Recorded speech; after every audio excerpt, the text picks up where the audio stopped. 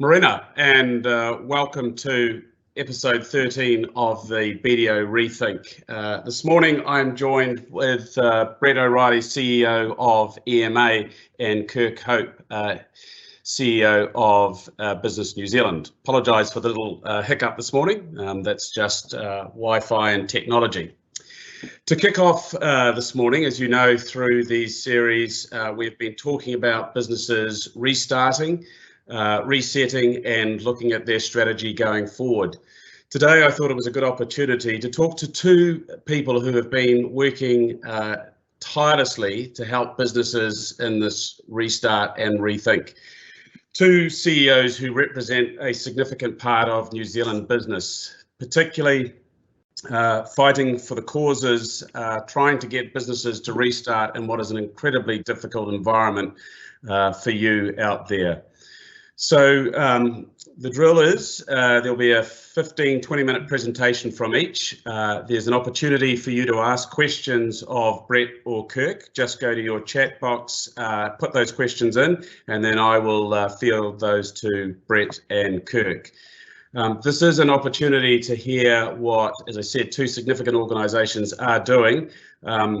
I think Brett also, besides being Chief Executive of EMA, he in his past was CEO of a TEED, so he has a close affinity with also the tourism industry, one that's been heavily affected. Kirk, actually, with his history in financial services and banking, has probably got a lens on the other side, how banks might be seeing this environment.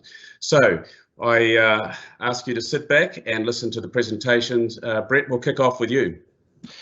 Kia ora, David. Thanks very much for the introduction and welcome everybody. I'm not sure I can say it's nice to be here. It's always good to be with BDO, but these are pretty difficult times and it's nice to be, but it is good to be here and it's good to be with my colleague Kirk Hope, who I work closely with every day through what I think last year I was describing this as the closest I thought I'd get to in my life being at war. You know, it felt very much like a wartime experience with this issue that we were dealing with globally. I think this year I've moved to siege, to being at siege. It certainly feels like that we're at siege in Auckland, and I think it's fair to say that that many of us feel about a siege mentality. You know, we're suffering from siege mentality, and I'll come to that in a second. Undoubtedly, on all fronts, it's been very, very tough, and we feel that in multiple ways. Firstly, as David said, you know, we represent about 8,000 businesses from Taupo North. And BDO are a close partner of ours, and I've worked with BDO in my time at EMA, but also through other ventures that I've been involved with over the years. And so, David, you know, I know you and your team well, and I know your commitment to your clients, like our commitment to our members. Also, Jagdish Prabhu, who many of you will know is a member of the BDO team, is on our board at the EMA, and Jagdish chairs our finance committee. And so the other dimension we get is, you know, we're a reasonably substantial business ourselves. We're about a $20 million business. So a lot of the issues that we're dealing with on behalf of our members are also issues that we're dealing with operationally. So I think it gives us the ability to kind of have both of those perspectives and to constantly be thinking, okay, well, how would we apply this in our own business? You know, we run quite a large learning, you know, a private training establishment, quite a large learning business. We've got a lot of our staff in the field all the time, so we're able to think about that. So if we go to today's topic, which is rethinking the business landscape, my view is the landscape is not going to be the same, probably ever. That's not to say that we'll be dealing with a pandemic called COVID-19 forever, but I think some of the challenges and issues that we've dealt with will be embedded in the workplace for a long period of time. I think, you know, if we look at, I tend to take most things back to health and safety. because I think, we all know as business owners or as business managers, that's a pretty prevailing piece of legislation. Whether you're a not-for-dividend organisation like us or a normal commercial for-profit organisation, the health and safety regime plays a big part in what we do. And historically, that legislation was rightly designed so that we didn't injure or in some cases even kill people in the workplace. And absolutely, we all understand that intent. But what I think we've found over the last 18 months is that legislation and the way it's applied hasn't been fit for purpose for how we deal with wellness and well-being in the workplace. And that's no better illustrated than the ongoing frustration that we have around a vaccination. Because I think what all businesses are looking for, and their workers and their suppliers and the people that come and visit them, is certainty. They're looking for under what arrangements can I open? How can my business function? How can I operate in something that looks like a normative way, accepting that there are changes? And so the logical place for that to look at that, in our view, has been in the health and safety space. The government, our view, has been way too slow in that space. There is a lot of work going on now in that area, but the ambiguity that has been created about vaccinations in the workplace is not helpful. We are taking an approach from the EMA that if you're not vaccinated, you will not be able to come onto into our work sites. That's the view that we have taken, and when we look at health and safety and what we can do to keep our workers safe, keep the people that come on the site safe, and maintain the continuity of our operation. And we've consulted heavily with staff around that, and I'm sure many of you are doing that. But if you're not, that's definitely something that I would encourage you to do, and I think will be a feature of the new landscape, which will be a lot more interactivity between organisations and staff about health and safety, rather than it being, I guess, confined to that accident and injury space. It'll apply much more widely. And I think in the same vein, we've taken a position around vaccination certificates. Why? Well, because if you are going to take a position like we've taken about your ability to come onto the workplace, then you need some evidence, and the certifications are going to be really important around that. So I think that will be the way we implement health and safety, the way we manage the obligations around that for staff and their contracts, and we're doing a lot of work through our legal and consulting team around advising businesses for new staff what their contract should look like, and for old staff the sort of consultation process that you can go through around that to make sure that that's fit for purpose. What sort of consultation do you need to do around that? So I think that's absolutely required, and it's probably a shame, definitely a shame, that we didn't get to that point a lot earlier, because I think the more ambiguity there is about the need for vaccinations, the more chance there are that people who are prevaricating about it will sit on the fence until they absolutely have to be vaccinated. And I think the combination of not having enough vaccinations, not being organised enough to get vaccinations out to everybody, and not having a compelling need for people to be vaccinated has resulted in the vaccination rates being much slower than they should have been. One of the things we've been advocating recently is if you're going to run a border restriction in and out of Auckland, because supposedly you want to contain the virus, why don't you insist that you can't cross the border unless you've had a vaccination? If we'd had that, we wouldn't have had people slipping into Northland and Waikato. We're using false documents without being vaccinated, and it's just another way of trying to get Auckland back out of siege mode and into something that looks like normality sooner rather than later. So let me just talk briefly, because I want to make sure we've got plenty of time for questions and also for you to hear from Kirk about, where we're at today and how we get Auckland out of this, the current situation we're in. My personal view is that it's been very hard for people sitting in Wellington to really understand the pressure that's on people in Auckland. We run the COVID-19 business helpline for MB, and we obviously have our advice line that we provide to members, and obviously we're out engaging with our members all the time.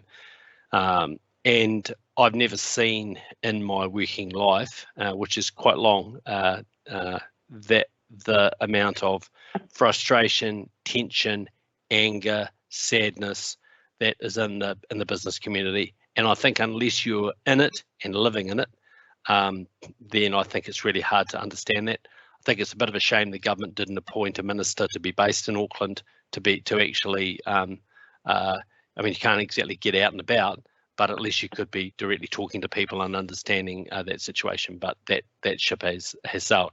Certainly hasn't been from a lack of Kirk and myself and many others talking to the government.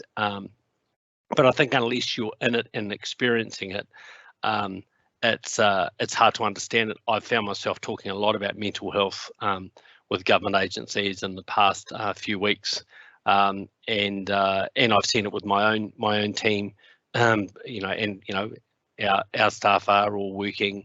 We're an essential service, but I've just seen the pressure that they face, and as I say, we hear it in the voices of our members that we're dealing with. So we definitely need some certainty, and that's what we're hoping we're going to get on Friday. Kirk and I have been working on a recovery package for Auckland with government for some period of time. You might say since last year, actually, when we first started talking about specific assistance for Auckland, because we felt that businesses here had borne a much greater burden through COVID-19 than others, and that was a burden that was, if you like, deliberately imposed on the city because the government chose to locate so many MIQ facilities here. Maybe understandable because we're the gateway city, but at the end of the day, if we're going to take the burden, then there needs to be some kind of recognition of that in the assistance. And so we probably had, I suppose, I think milestone's a new word of the week this year, this week in terms of COVID. So we'll use that term. We had a milestone workshop with government officials last Thursday, attended by Minister Nash, and at that meeting, a group of all of the industry associations in Auckland put a plan together with senior government officials that looked at the recovery of Auckland, and we really implored the government to give us a very clear timeline around when we can look to be coming out of this.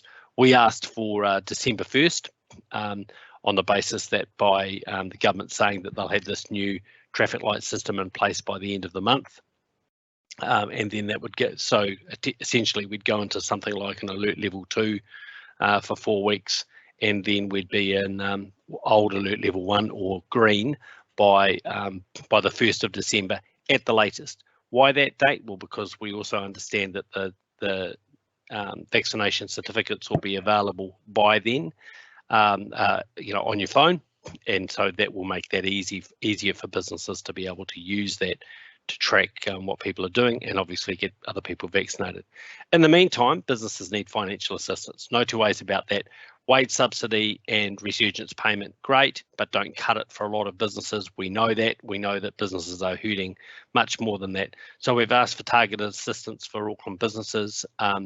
We've asked for that in a number of areas. We've asked for it around rental. We've asked for it around hardship payments, and we're hoping to see that in the announcement on Friday. We've asked for assistance for businesses to be able to get good advice.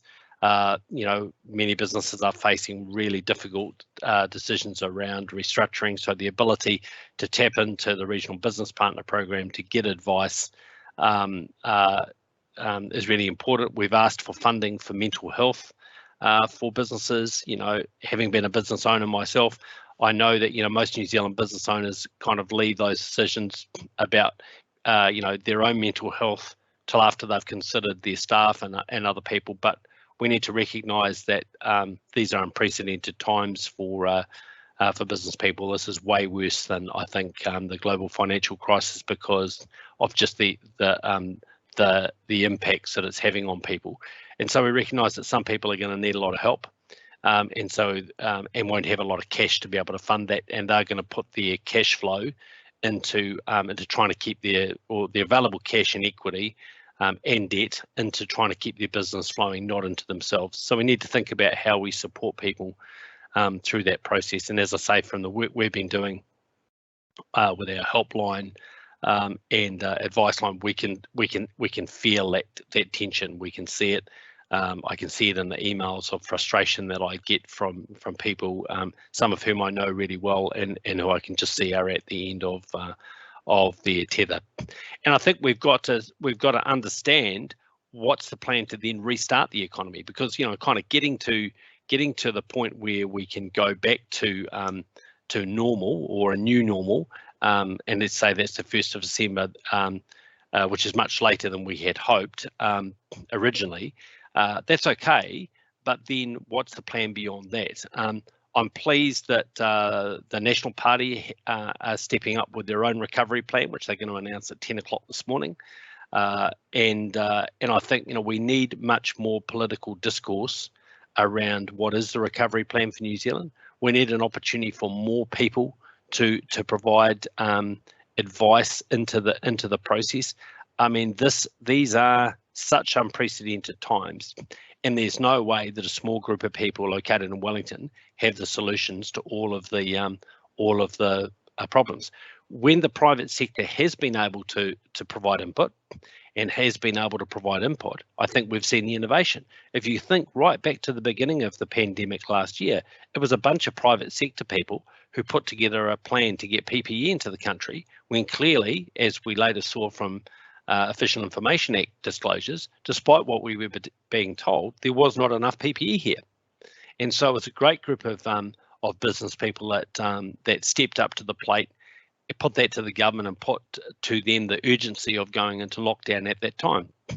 It was business people or business organisation, Auckland International Airport, that came up with the idea of a drive-in vaccination station. Hats off to Adrian Littlewood and his team for doing that. Who also made their airport buses available for the mobile vaccination stations. And it was the private sector swinging in behind the Vaxathon, which made it so successful last Saturday. Such a shame that some of those initiatives didn't happen earlier, and such a shame that the health system didn't see the opportunity to engage with the private sector much earlier to enable us to help them with a number of those solutions. So from my perspective, this is an incredibly painful period of time. We recognise that for many of you have not experienced this before in your career. Please take advantage of any of the advice that you can get from BDO, from our organisation, from other organisations. Definitely talk to people. It's an old saying: a problem shared is a problem halved. And I think there are opportunities for that. Though I understand we've been waiting a long time for things like specific assistance. We'll keep the pressure on. That's our job. It's been incredibly frustrating for us, and I expect Kirk will talk a bit about that as well, in terms of feeling like at times we've been banging our head against a brick wall, even though quite often we've been told it's coming.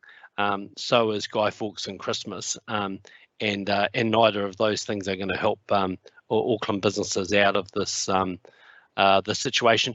And and it's worth pointing out, it's not just Auckland businesses that are struggling. Kirk and I talked to our colleagues around the rest of New Zealand. Every business in New Zealand is impacted by Auckland being under siege, and in this state. So the sooner Auckland gets back on its feet, the sooner the overall economy gets on its feet. We know it's a bit two-paced. We know that some parts of the export economy are going really well, but if you look at at, as David said, tourism and hospitality. We know businesses are struggling there. If you look at construction, you know businesses are struggling there. You look at the service industry, a lot of businesses, even though they can work from home, are still struggling because of the impact it's having on their clients. So it's a really tough time. We'll certainly be looking for certainty and for specific assistance on Friday, but it won't stop there, because we know that there will still be a number of areas that the government won't go to, and it'll be our job to keep them, keep their feet to the fire to make sure that we continue to try and get as much assistance for Auckland businesses and to get the whole economy back on its feet at the tail end of this year and certainly into 2022. So, David, thanks for the opportunity to be with you guys today. Happy to take questions whenever you're ready, and looking forward to handing over to my colleague Kirkhope.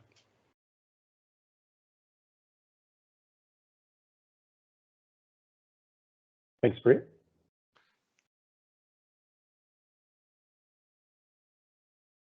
Thanks, Brett. I think just want to really acknowledge the opportunity. Thanks, David, for this. I mean, it's really important for people like myself and Brett to continue to talk to and engage with large-scale business audiences during this time, so we get really good quality feedback, good quality questions, and things that we can take to government. As Brett has alluded to, it can be somewhat frustrating, but nevertheless, I might not be the smartest guy in the room, but I'll be there at the end. And I think that's probably the most important thing, is your resilience in terms of engagement with government and being able to pick up great ideas from business to push through. And I just want to acknowledge Brett's leadership in terms of what will end up being, hopefully a pretty strong rebound once we get out of lockdown. As long as there'll be enough businesses to help continue to grow the Auckland economy, and in order to do that, there's going to need to be some pretty specific cash flow support, which, as Brett alluded to, we've been asking for a long period of time.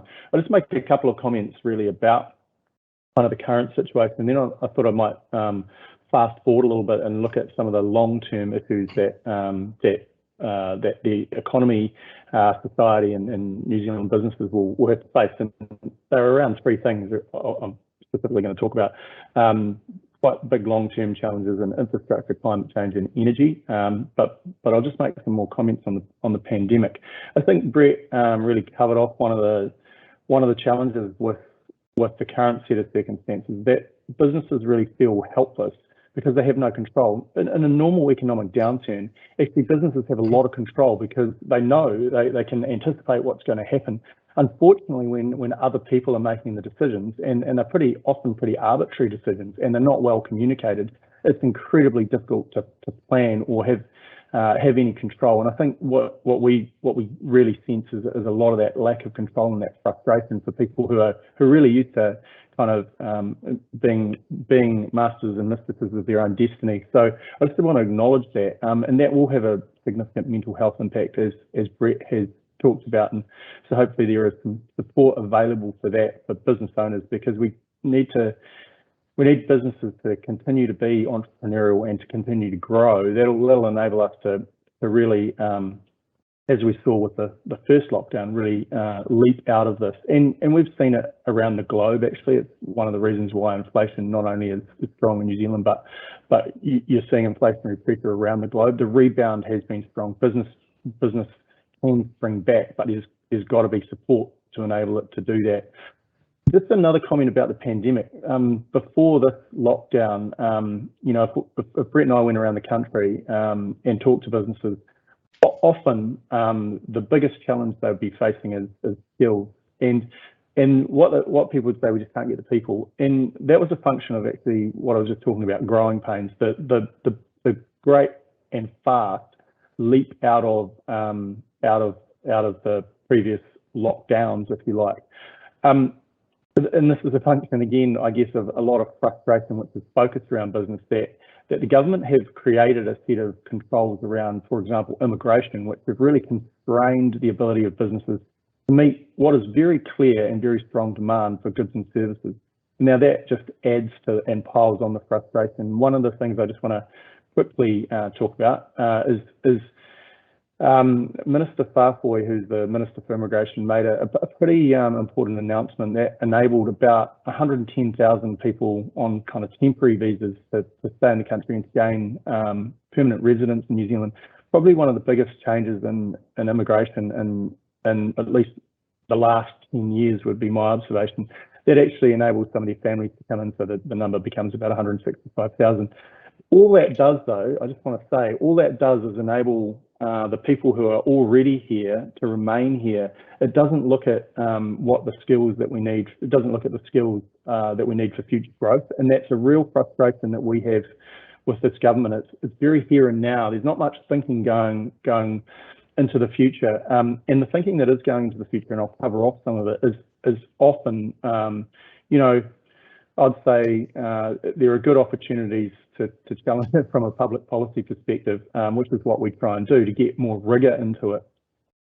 The three of the areas that I said I want to talk about, where I see real long-term challenges and opportunities for businesses are in infrastructure, climate change, and energy. So in the infrastructure space, I was really heartened to see a bipartisan agreement between National and Labor on housing yesterday. It's so critical that we get parts of the housing market right, and that because I mean clearly it has an impact on well-being, it has an impact on productivity for people who are in our workplaces. If you have to live a long way from where you work, then you're going to require infrastructure to get to your workplace. And it has to be good quality infrastructure. I mean, if you look at some of the craziness that has gone on, you know, the cancellation of Mill Road here in Auckland in favour of a bridge, which a cycleway across the Harbour Bridge, which thankfully they sort of saw the error of their ways there. But that tells you how important it is for business to have a voice in these conversations, because some of these decisions will be made and they'll make very little sense from a public policy perspective and very little sense from a business perspective as well. I just want to focus on, you know, again, in terms of the infrastructure space, really critical that we focus on vertical and horizontal infrastructure. It beggars belief when someone from the Green Party or from the left of the Labor Party says, oh, we want more cycleways, not more roads. Actually, electric vehicles drive on roads. That's the reality of life. So actually, we are going to need roads. And New Zealand is a long, skinny country with a distributed population because, you know, we haven't built with density. That just tells you that we're going to need roads for a hell of a long time yet. And that, you know, that yes, cycleways will play an important role in the well-being of people, but in terms of productivity, we're still going to need roads. And if we think about some of the global supply chain issues that land in New Zealand and then getting goods around the country, again, we're going to need roads. Rail is going to be an important part of that always, but roads are going to remain a considerable part of it as well. Again, you know, it's a function of our geography. I just want to talk a little bit about climate change. I mean, that's linked to infrastructure. We need to build infrastructure that lasts for long periods of time, that can anticipate big and significant changes like the potential for climate change to impact it. So that requires pretty considerable forward planning. And you know, one of the things that Brett and I worked really hard on. I'm not sure we're going to be that happy about the outcome, but nevertheless, I think it was a really important piece of work to get the RMA reviewed. And I just want to say, though I've probably been very uncomplimentary about the government, I just want to acknowledge the role of David Parker, because he took a huge political risk actually in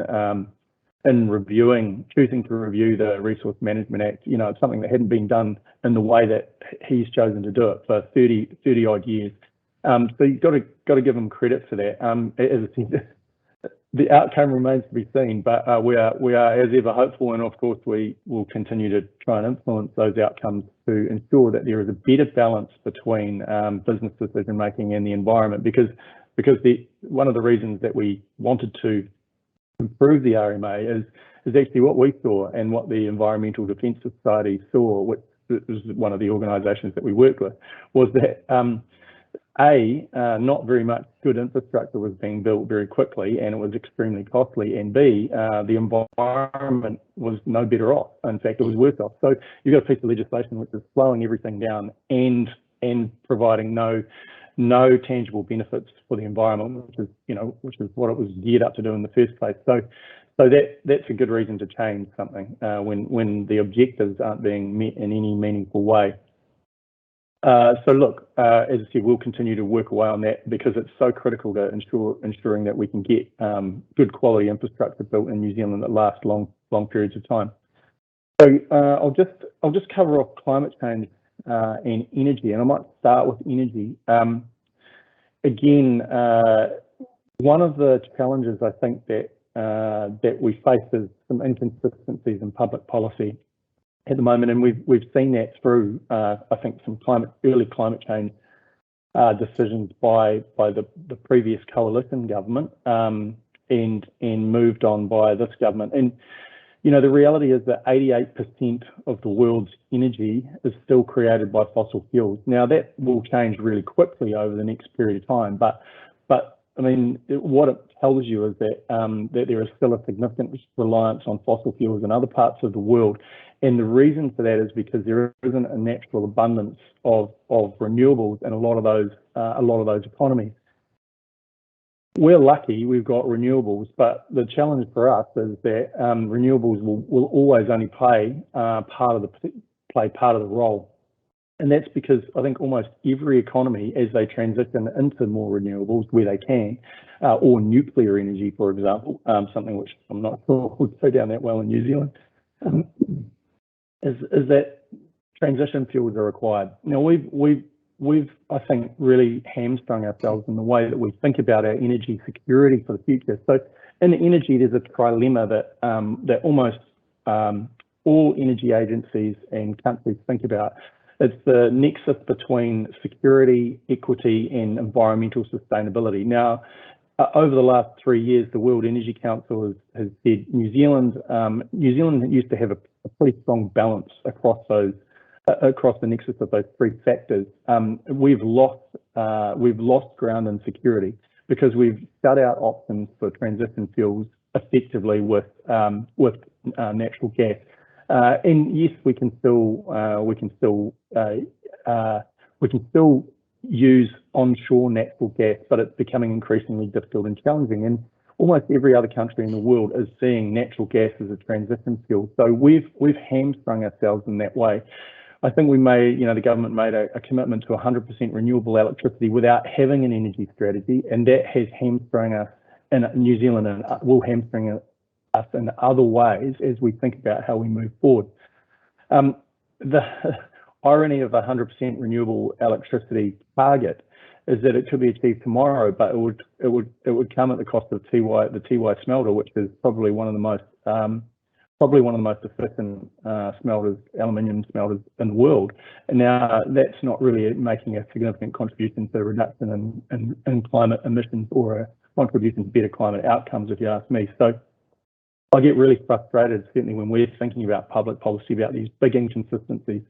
You have the work going into Onslow, which is essentially a large battery project, and that has a really significant impact, the potential to have a really significant impact from a negative perspective on the way that our energy markets work at the moment. There's no doubt that all other economies are looking at how their energy markets work, and one of the things that is becoming very clear is that because there's been a real lack of climate policy in a lot of the world, clear climate policy, there has been a lack of investment in certain forms of energy. Now, if we say we're going to have a battery, we're going to go for that, that's going to reduce our infrastructure investment in things like wind, for example, which we know is a pretty good source of energy for New Zealand. So I guess the thing is, again, we're seeing a lot of these inconsistencies and big long-term transformational policy, which are going to cost New Zealanders a lot more in the long term, and certainly it will impact business in the long term. no doubt, there is no doubt that there are business opportunities arising out of, the three big policy areas that I'm covering: infrastructure, climate, and energy. There's no doubt that there are significant opportunities, but the reality is you need consistent policy which sends clear signals to enable and facilitate investment, and particularly, some of that money will be coming from foreign investment. We've sent a really clear signal to foreign investors. Actually, we're not that open for business, and we need to shift that policy setting, I think, in order to, as I said, once we get clear settings, enable much greater investment in those three policy areas, areas from an investment perspective to get some good outcomes. The one further point that I just make in sort of closing is all of the stuff that I've talked about primarily is policy related, and one of the things that we at Business New Zealand, and I know Brett and his team at the EMA think about a lot, is the process of policy making. And I'll give you and some frustrations over how long it takes actually to get clear policy. So when Rocket Lab approached the previous national government, it took 2 years to create a regulatory framework to enable Rocket Lab to kind of operate in spaces like 2 years. And I know that in policy land, that's a short space of time. But the reality is, what we saw over COVID was a lot faster policy making, and it was done in a way in the early stages of the pandemic. It was done in a way that was in collaboration with business. There was a lot more business input into thinking about how that policy process would work out. If you think about the wage subsidy, if you think about government choosing to pay its suppliers, its smaller suppliers, within 10 days, those things happen really quickly, right? We have to do policy in a much more lean-oriented fashion, because we can't wait around for the rest of the world. We can't wait around for Wellington to pontificate for 2 years over creating a regulatory framework for space, because space will have already taken off, excuse the pun, by that stage. So I think, our focus is on trying to bring much more efficiency and effectiveness to that policy program. And again, the purpose of that is, as I've just talked about with those three big policy areas: certainty, so that we can get more significant business investment into those areas to produce better outcomes for New Zealand going forward. So I think I'll probably leave it there, because I'm really keen to engage with the audience from a question perspective. So again, thanks again, David and BDO, for the opportunity. Thanks, Kirk. Thanks, Brett. I've got a couple of questions, but actually one just to kick off that's come, just bear with me. I think it's for you, Brett. I'll just read it. If and when Auckland is forced into another level 4 lockdown, we believe we've got a valid case to be able to continue manufacturing safely online.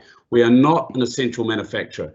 We manufacture high value product in Auckland and export 50% of our production. We employ 36 people. We split this into 2 alternating teams of around 12 people on site, and others are working from home. We are able to maintain distancing, masking, correct hygiene, disinfecting. We take all people's temperatures daily and would like to conduct daily rapid testing of our people. Our premises are secure. We prevent any outsiders from entering. Our admin function can be performed remotely. It is the production that we can't get through. Any thoughts on how we can approach this and start to manufacture? Look, thank you for the question, and I guess well done on being able to operate in that way, because one of the points that Kirk and I have raised repeatedly is this anomaly about the essential services definition.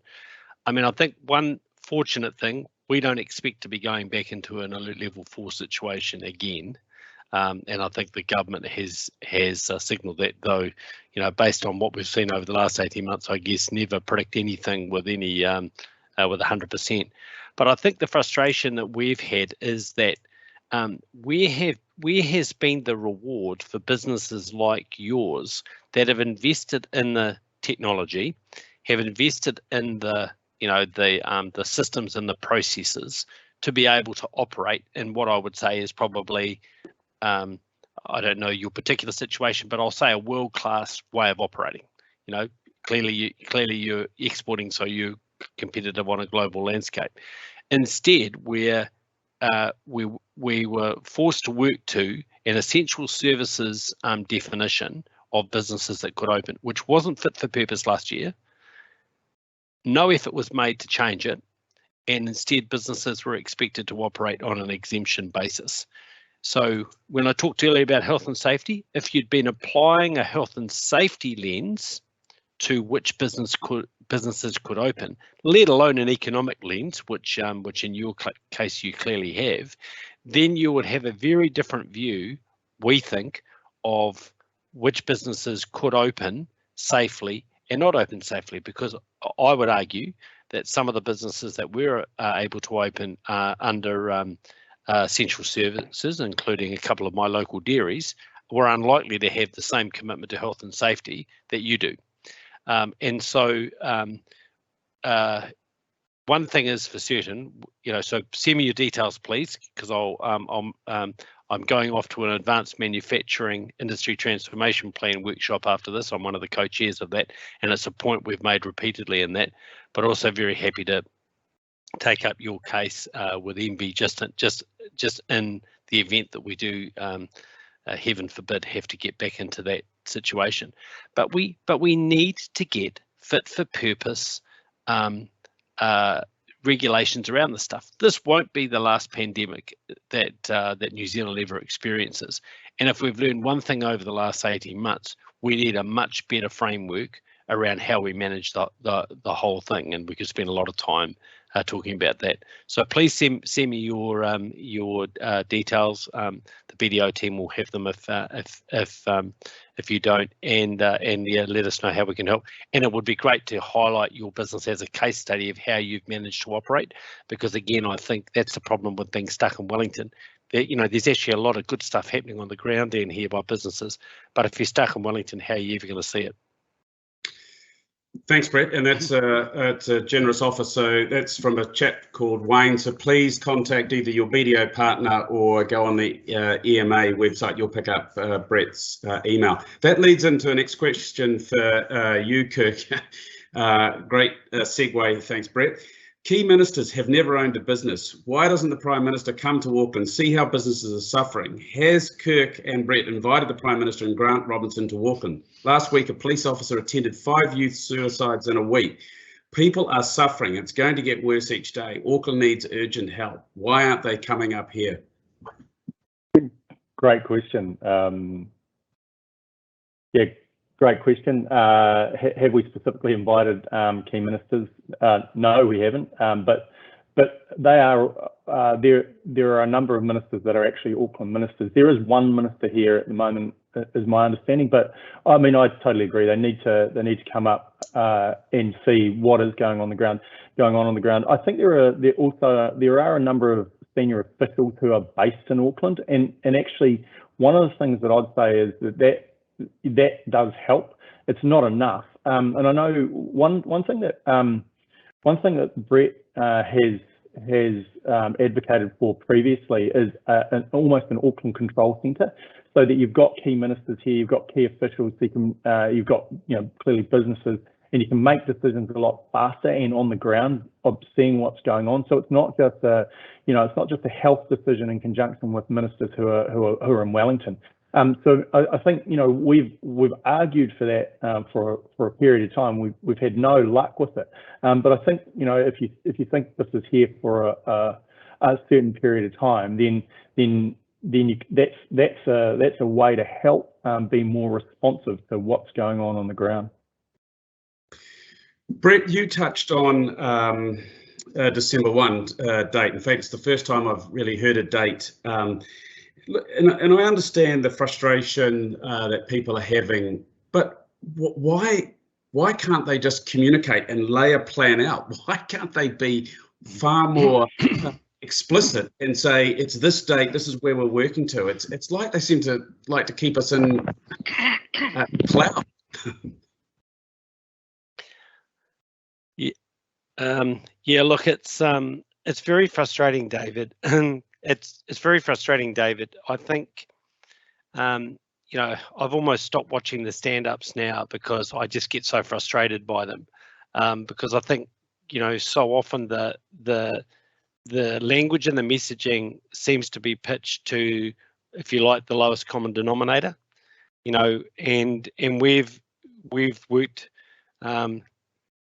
as hard as we could, maybe not always successfully, in trying to get messaging in there that actually is related to business. And the thing that Kirk and I have repeatedly said to the government is, give us certainty.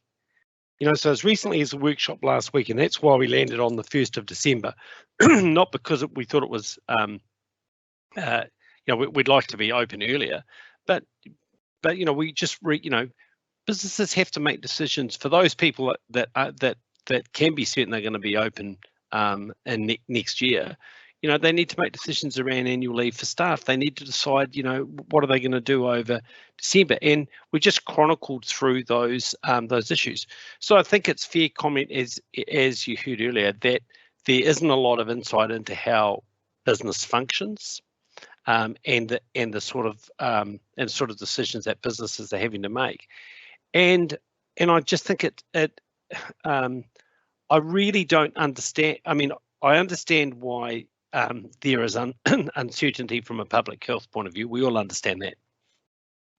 But, you know, Kirk and I, and probably some people who are on the webinar this morning, attended the original briefing that we had from the government about the vaccination program.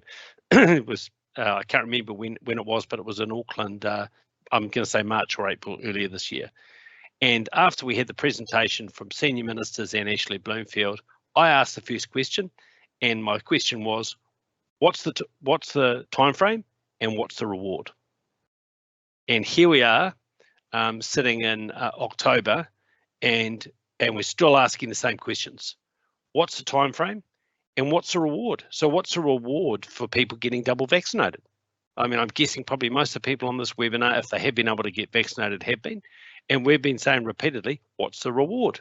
For the business that's able to open safely, because they've got PPE, they've got all the processes, what's the reward? And this kind of one-size-fits-all, dumbed-down approach to reopening the economy is just not helpful, and actually we could have done it so much better.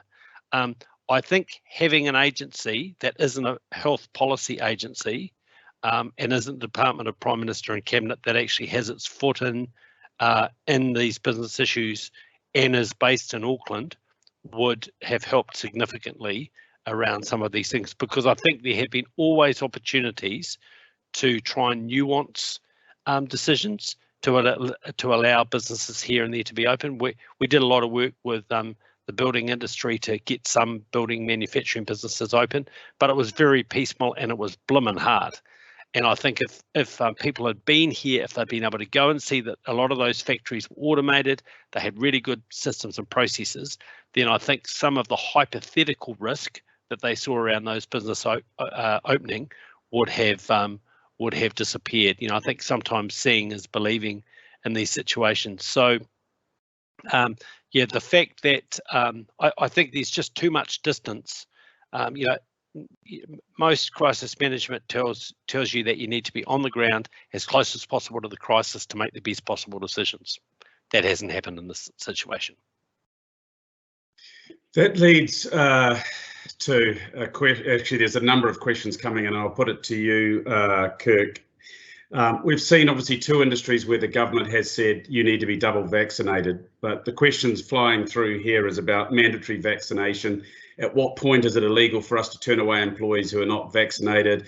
Why don't we have mandatory vaccination for everyone on premises? There's a clear push. People are saying, why don't we just get on and lead and say it's mandatory vaccination? Yeah, and look, that's a really good question. There is work going on that we have been involved with around ensuring there's two sort of answers to this question. One is broadening the scope of government mandate for workers involved in certain industries, and we've already seen that with teachers and health. We would like to see that scope broadened to things like essential services and critical infrastructure, so that those mandatory vaccination requirements are underpinned by a public health order, and they've been unsuccessfully challenged by employees. on a number of in a number of cases already. So that tells you that that the PHOs are robust. The second component of it is, if there's no PHO underpinning it, what is the legislative support that businesses need to be able to require double vaccination with confidence? And so there is some work going on that at the moment, and I would expect in a relatively short order, given the time frame that Brett outlined for how quickly we might be in quite a different space. I would expect to see decisions being made and that being in place, within a relatively short space of time. I can't say might be a couple of weeks, might be a month, but you'll have a lot more clarity and certainty in respect of, I would hope, and again, Cabinet's still got to make decisions on that stuff, but at least it will give you, the idea is that it gives people much greater certainty and control over what they can do if non-vaccinated people are in their workplace. Just stay on there. Question: do you see the private sector helping, or how do you see the private sector helping when it comes to reforming climate change? Could we assist in a public-private partnership? Yeah, look, I think there's a range of ways. I think if you think about it, the transport industry, for example, is going to have to do a lot of heavy lifting, right? So you'll need they'll need an engaged environment from a public policy perspective to enable some of the things that need to happen in the transport sector, like hydrogen. What are the supports that are needed there to enable greater use of hydrogen, for heavy vehicles, for example? So what does the public infrastructure component look like versus the private component? So I do think that there is a public-private nexus. There are other areas which are very clearly already occurring, and we've talked about the energy space, and that's a really, really big one because a lot of emissions are created by industrial energy, basically. And you've seen businesses like Fonterra and Synlait commit to electric burners for dairy milk powder. There's a lot of stuff already going on. One of the challenges I think in the climate change situation, if you think that transport has to do a lot of heavy lifting, how do we act as an anchor? What can New Zealand do as New Zealand Inc. to act as an anchor to bring vehicles into New Zealand that meet certain emission standards? Because if you think about this practically, the entire world is trying to do this stuff, and we're a very small market at the bottom of the world. So we need to band together, I think, from a public-private perspective, to look at the entire New Zealand fleet. Now that sounds incredibly statist, but actually what we've put to the government is that they can act as an anchor because they have huge fleets comparatively, whereas the private sector is much more disaggregated. But if there's something you can build off in that space, then that can make a really significant difference. Hey, Brett, there's a few questions here for you, and I'll try and sum up. One, obviously EMA has a policy no vaccination. You can't come onto an EMA site. What about a staff member who can't work from home implementing this type of policy? So that's one. Two is just a quick question about, does the EMA have an appropriate staff consultation process around the vaccination that could be shared? I think you may need to be a member there to get that, but you can answer that.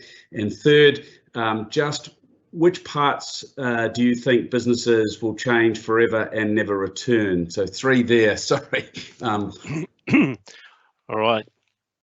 Thank you, David, and I'll try and get through those reasonably quickly. In the case of our vaccination, all of our staff can work from home. We've been able, because like many of you, we've been operating in that way. They can all work from home if they have to. So if we had a staff member that wasn't able to be vaccinated, then they could work from home.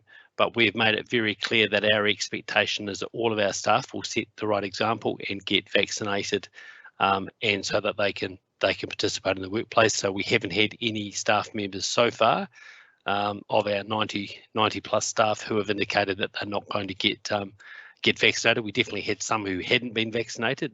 Some of that was because of their age. Some of that was because they hadn't made a decision. So so I'm optimistic that we're going to get there. And the key word is consultation around that. We do have policies available. So please go to the EMA site and have a look at those. I think you can purchase those whether you're a member or a non-member. I'm pretty certain around that. But if you have any difficulty, obviously reach out and get a hold of me. I think the last part of the question was, what is the new normal like? So I think it will be a very different health and safety environment. I think we'll probably see businesses having to report a bit more on wellness and on well-being, and be aware of, we've never ever kept track of how many people get a flu vaccination each year. But that might be something that we now ask staff. Of course, under the Privacy Act, they don't have to tell you, but you could be asking them. So what are some of the questions that we could be asking our workforce, and you could be asking your workforces around that I think is important. I think one of the other new normals that we would like is the government to not move ahead with any new legislation over the next 12 months and beyond.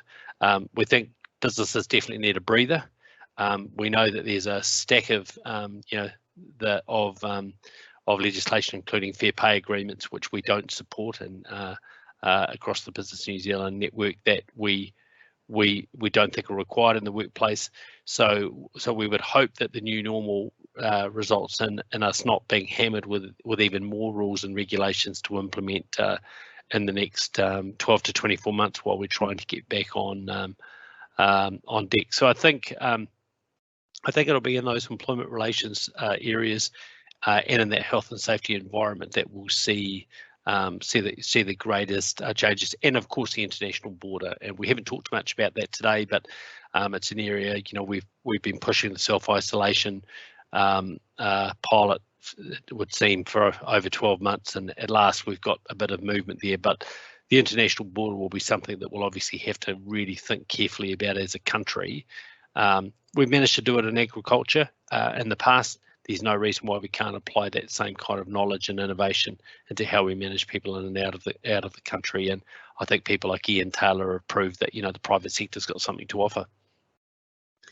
Hey, David, can I just make a quick comment, just to back up what Brett was saying? One of the things that we're really keen to do is help people understand, particularly what fair pay agreements are, because in reality, they're a the title of the name is pretty inaccurate. Actually, they're mandatory nationalised pay agreements that no employer in a sector will escape from, no business will escape from. So if 15% or 10% of the employees in a sector decide they want to strike a fair pay agreement, they will lodge that, and all employers will have to come to the table. They'll have to be represented in some way, shape or form by we're not sure whom yet. So these things are, Labor have committed to them. Initially, the Prime Minister said 1 or 2 a year. In the Cabinet paper around the regulatory impact statement, the government has expanded that to 8 a year. So the reality is that virtually no sector over time will escape this. This isn't about vulnerable workers. This isn't about underpaid people. This is actually just about nationalised pay schemes that look like the old award system. So I'd encourage any employers that are worried about that to contact the EMA or Business New Zealand or BDO, so that we can